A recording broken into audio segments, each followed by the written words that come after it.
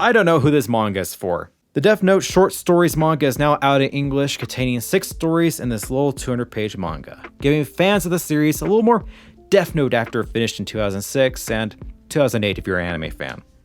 It's a nice little thing with the 6 stories being A Kira, C Kira, the 4-panel comics, 2 L stories, and Torogo Kanami. I can't speak Japanese, so we're going to go with that. They're all good stories I like in the Death Note mythos. Not the best, but decent enough to bring something different into the world.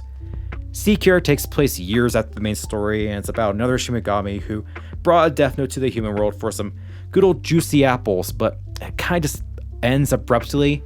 I think this story more or less shows how special Light was and how he can control the Death Note without going insane. Not many humans can, and they show it in this story. Akira shows one of the special humans who can use the Death Note, sort of, but in a little different way. Instead of, writing it, he just wants to sell it out to get some more money, and he kind of acknowledges how crazy people could go if they did use it and its burden. It's honestly one of my favorites of this collection because it just shows off a different mind on how they would use the book. Kira wanted to be a god over good over evil, while Akira just wants to get rich with a good life and giving to his country. It also shows that the original Death Note was kind of catching lightning in a bottle. The new main character even acknowledges what Light did years ago is just not possible anymore. And plus, it gave the world this amazing image that I just love is now an official manga image. I now have that in this book. It's amazing. I probably could find it. Where are you? Oh, I passed it.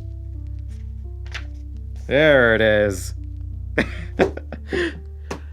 But that's where kind of everything falls a little flat after these 2 stories. The 4-panel comics are just gag mangas, kind of each going on with little themes.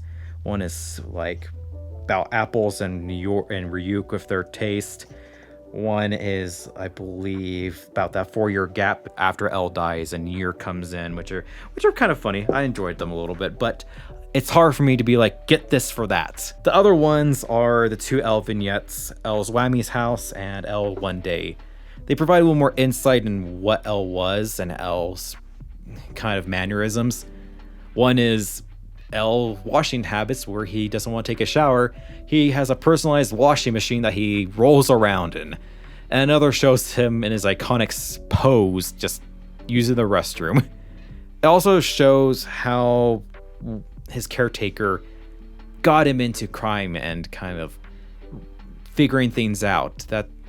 They're all very interesting, but they're not much to talk about because they're 8 pages and 28 panels. I just want more of it, and it kind of sucks that it's just few panels of how L was or how L did stuff. They're cool looking art, but that's about it. Nothing really to write home about or say, get this because of these. The last one is actually the pilot manga, and it's hard to talk about this one too because it's so separate from the whole series. It's alright, but it definitely feels a lot more shonen-y with the main character to themes like Ryuk being a C-type Shimigami. Gives me a little more Platinum N kind of vibes, if you know what I'm saying. It also gotta love the Death Eraser, something they decided to take out of the original thing. Basically, if you write someone's name in the Death Note and you want them to come back to life, as long as they have not been cremated, they come back to life. It's a very interesting concept. I don't think it would have worked in the original series, so I'm kind of glad they ex-nated that. And I think that's where you're probably leaning where I'm getting with who is this manga for. Because if you know, a lot of those stories we already have. This contains the pilot manga, the anime Omega edition for the series, and the all-in-one edition contains the C Kira story. So that's kind of the weird thing we got going on here is this has 6 stories, only about 4 are new, and the 4, I would really only say 1 is new, and that 1 came out 2 years ago, and I read it 2 years ago in digital. So I just have trouble understanding of why this is released as is. Now I'm glad that I actually have physical print of the Akira series, the newer story that shows off someone else using a Death Note in a very interesting, unique way.